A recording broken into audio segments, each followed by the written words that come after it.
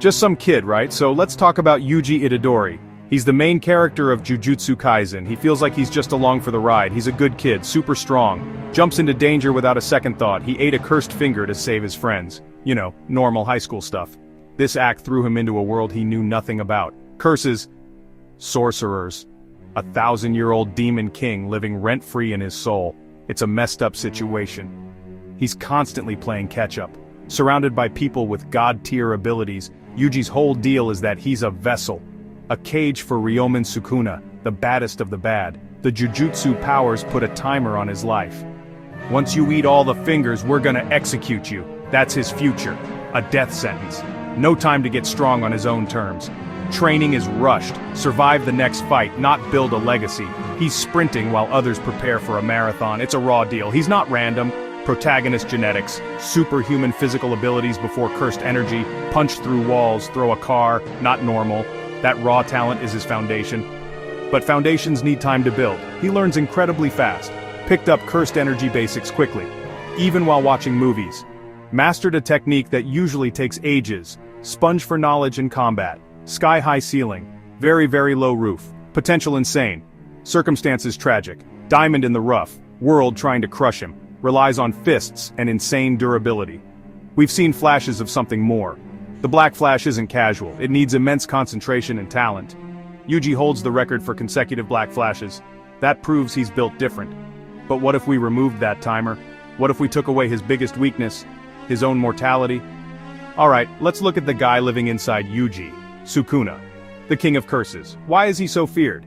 Is it just because he's strong? Yeah, partly. But his real power is time. Sukuna has been around for over 1,000 years. He's had a millennium to perfect his craft. He spent centuries mastering Jujutsu, understanding cursed energy on a level nobody else can comprehend. He's seen it all. He's fought it all. He's learned from it all. That kind of experience is a power in itself. This immortality is Sukuna's greatest advantage. It gave him the freedom to experiment. He could develop Malevolent Shrine to its peak. He could learn about the core of souls, reverse curse technique, every other obscure aspect of the Jujutsu world, all without pressure. Time was on his side. When you have forever, you can afford to fail. You can spend 100 years mastering one tiny detail. Normal sorcerers get decades. Sukuna had an eternity. Think of it like a video game. Most players finish the game in a weekend. Sukuna has been playing for 1,000 years. He's found every secret, every glitch, every optimal strategy. He knows the game's code inside and out. That's why he can dissect opponents' techniques casually. He's analyzing a system he understands better than its creators. He can counter abilities he's never seen by understanding fundamentals. So, what if we flip the script? Let's give Yuji the same cheat code. Let's make him immortal. Suddenly, that death sentence is gone. The ticking clock vanishes. What happens now? The first thing that changes is everything. Yuji is no longer just a vessel waiting for disposal. He's a permanent fixture in the Jujutsu world. He now has the one thing he desperately needed: time. Infinite time to train, to learn, to grow. The kid who mastered cursed energy control in a week could now spend a decade on it. Imagine that. With endless time, Yuji's training would go into overdrive. He could travel the world, learning from different sorcerers, cursed spirits, a century on cursed energy output, another on reverse cursed technique. We know he's a physical prodigy, but with immortality, he could push his body to limits impossible for a normal human. He could sync his body perfectly with his cursed energy, becoming a living weapon beyond even Toji Fushiguro. His style would evolve beyond just punching hard. Yuji is an adaptive fighter. He learns from opponents. We saw this with Choso. He started to understand blood manipulation just by getting hit by it. Now imagine him fighting hundreds, thousands of different opponents over centuries. He would become a walking encyclopedia of combat styles. He could incorporate different martial arts, weapon styles, cursed tool techniques. He wouldn't just be a brawler, he'd be a master of all forms of combat. And let's not forget his own cursed technique. It's implied he has one, or will inherit Sukuna's. With immortality, he could not only awaken it, but master it. Sukuna's cleave, dismantle, or his own unique ability, refined to rival legends. He could even create his own domain expansion. An immortal Yuji isn't just stronger, he's a different kind of monster, built on endless practice and experience. The infinite grind mode would be truly on. Alright, let's get to the big question. Satoru Gojo, the guy who broke the power scale of the entire series. He's the benchmark for ultimate strength. He was born with two of the most broken abilities, 6 eyes, limitless. This combo makes him basically untouchable. He's a god. So could an immortal Yuji reach that level? Could he surpass it? It's a tough one. Gojo's power is a gift of genetics, a lucky roll in the birth lottery.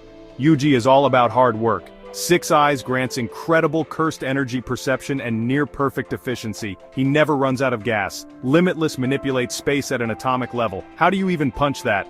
An immortal Yuji might never replicate these hacks. He can't just learn 6 eyes, it's a hardware issue. Yuji is a standard PC. Gojo's a quantum computer built by aliens. Different starting kits. Yuji's advantage would be his body, and his adaptability. With centuries, he could master things Gojo never had to. He could perfect control over his soul's contours, a skill hinted at by Kenjaku, becoming immune to certain soul-based attacks. He could master reverse curse technique. Regeneration becomes instantaneous, maybe rivaling Sukuna's. His body could withstand what obliterates others. So, could he beat Gojo? It's complicated. Head-on versus limitless is a nightmare. But an immortal Yuji has centuries to figure it out. He could learn domain amplification, create a domain that counters Gojo's. He might never be his hacks, but physical strength, cursed energy output, regeneration, combat skill, he could peak in all of them. He might not turn off limitless, but maybe he could punch through it anyway. One of the coolest, most mysterious things about Yuji, his body remembers. It's not just muscle memory. When he gets hit, his body learns and adapts. Most obvious against Choso, blood manipulation. Sukuna noted cursed techniques could be carved into Yuji's body. This talent is wasted by a short lifespan. With immortality, it becomes his ultimate weapon, power progression no one else has. Imagine an immortal Yuji fighting across 1,000 years. Each fight leaves data, not scars. His body learns the properties of every cursed technique. Fire, heat resistance, space manipulation, intuitive grasp of spatial techniques. He internalizes their nature, getting harder to defeat, the ultimate anti-sorcerer weapon. Unlike Gojo's outside-in absolute defense, Yuji's would be adaptive, organic, evolving invincibility. Could he manipulate his own blood, imbue cursed energy with elemental properties? That's where it gets terrifying. Not just a master, a living archive of Jujutsu. His fists become conduits for 1,000 techniques. So after all this speculation, what's the final verdict? The answer is a resounding yes. He wouldn't just be top tier. He would redefine what it means to be strong. Nurture triumphing over nature. He wasn't born with Gojo's divine gift. He would forge his own divinity through endless struggle, becoming a figure like Sukuna, a legend in hushed tones.